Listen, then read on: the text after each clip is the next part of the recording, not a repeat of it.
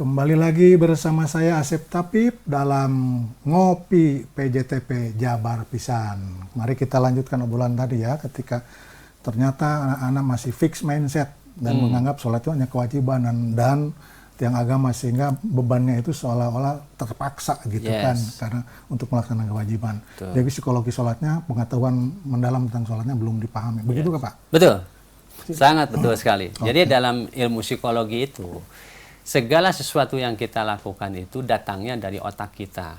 Nah, di dalam otak itu saya belajar neuroscience itu ada yang disebut dengan hipokampus. Hipokampus itu tempat penyimpan pengetahuan kita atau seperti memori lah. Nah, yang nanti akan kita lakukan itu yang diingat di dalam memori kita. Nah, jadi kalau sekarang sholat itu dipahami hanya sebatas kewajiban dan tiang agama, jadi yang muncul di otak itu ketika sholat adalah kewajiban tiang agama. Lama-lama bosan, lama-lama terus nggak ngepek, dan itu akhirnya menjadi malas. Nah, dari situlah saya mencoba, oh berarti anak-anak itu atau kita semua juga harus berkembang, bertumbuh cara memahami sholatnya itu dari mulai feel, merasakannya, sampai kepada bagaimana melogikakannya, cara berpikirnya. Nah, itu kan semuanya ada di Quran. Oke, jadi bagaimana cara mengajarkan psikologi sholat itu gimana? Nah, cara mengajarkan psikologi sholat kan setelah anak-anak melaksanakan sholat, itu diberi ruang, space untuk ada semacam motivasi penjelasan apa yang dikerjakan itu oleh guru-guru. Dan guru-guru tentu menggunakan bacaan-bacaan yang saya miliki, dan yang saya lakukan, saya menulis bukunya, ada kurang lebih ada 40 pemahaman tentang sholat yang sumbernya dari hadis dan Quran. Dan itu pendekatannya psikologi. Dan ini nanti saya akan sebarkan ke guru-guru, kemudian ke siswa, sehingga pemahaman ini menjadi pemahaman kolektif bersama. Sehingga banyak alternatif. Siswa itu ketika sholat itu banyak alternatif, tujuannya itu tidak hanya kewajiban dan tiang agama. Tapi misalnya begini dalam Al-Baqarah 45 itu, wasta'inu bisobri wassalat. Saya sampaikan bahwa definisi sholat itu, pemahamannya adalah wasta'inu bisobri wassalat itu adalah kuncinya adalah sholat minta tolong. Dan itu minta tolong itu kan saya tidak mengada-ngada pemahaman tentang sholat, tapi dijelaskan wasta'inu bisobri wassalat. Sholat itu minta tolong. Nah, sekarang satu pemahaman ini sebetulnya bisa membangun semangat motivasi kepada anak untuk sholat. Kenapa? Nggak ada manusia yang tidak punya masalah hidup di muka bumi ini. Karena Allah mengatakan laqad khalaqnal insana fi kabad. Jadi manusia diciptakan dalam kondisi susah payah. Jadi susah payah, kesulitan itu menjadi kehidupan manusia. Nah, kepada siapa lalu manusia minta tolong? Wasta'inu bisobri wassalat. No, minta tolonglah dengan sabar dan sholat. Artinya sholat menjadi solusi bagi anak-anak. Nah, sekarang anak misalnya ada ngeluh, Pak saya sakit ini, nggak sembuh-sembuh. Wasta'inu bisobri wassalat, minta tolong saja dulu kepada Allah. Nanti Allah yang memberi petunjuk obatnya apa, dan kamu harus berikhtiar juga gitu kan. Tapi basically-nya sholat dulu, karena sholat itu minta tolong. Nah, satu konsep ini aja kalau diajarkan, anak itu bisa menggunakan sholat dalam berbagai kondisi dan keadaan. Nah, ini psikologi sholat maksud saya. Itu baiknya kapan sih mulai diajarkan tentang psikologi sholat tuh anak-anak? Ya, kalau kita benar-benar mau menjadikan anak-anak kita yang sangat-sangat mengerti tentang sholat dan nalurinya sudah sholatnya ini, menurut saya sejak dalam kandungan itu harus diajarkan. Artinya ketika ibu-ibu hamil itu jangan ngerumpi gitu. Jadi ibu-ibu hamil itu harus ada sekolahnya.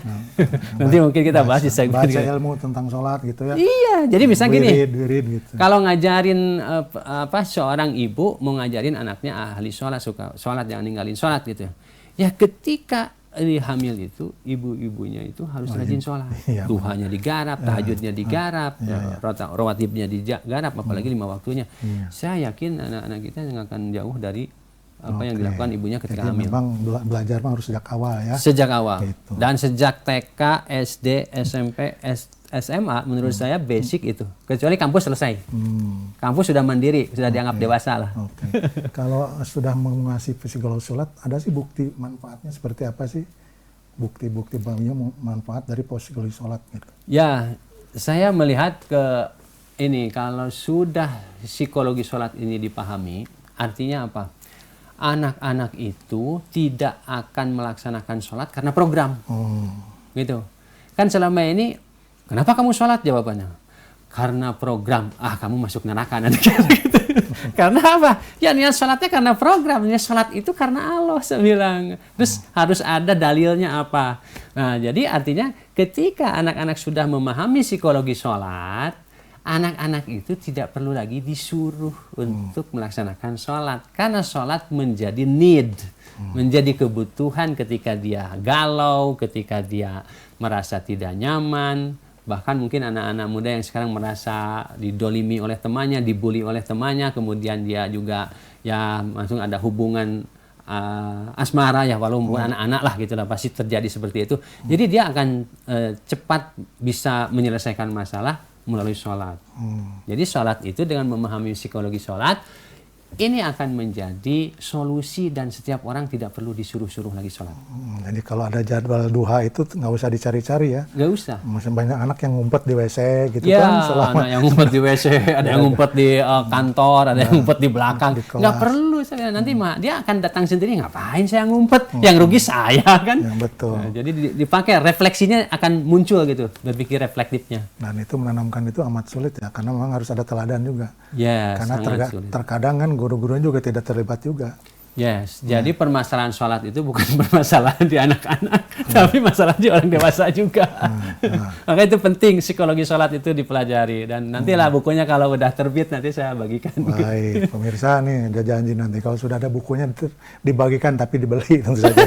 Karena Dibagikan. ada biaya produksi. Ya saya bagikan aja, tapi yang Rekeningnya diisi ya. rekeningnya diisi. Oke, baik. Nah, itu tentang psikologi sholat ya. Ya. Nanti kita kupas selanjutnya tentang di mana yang sudah menerapkan ya program tersebut, kemudian Ya.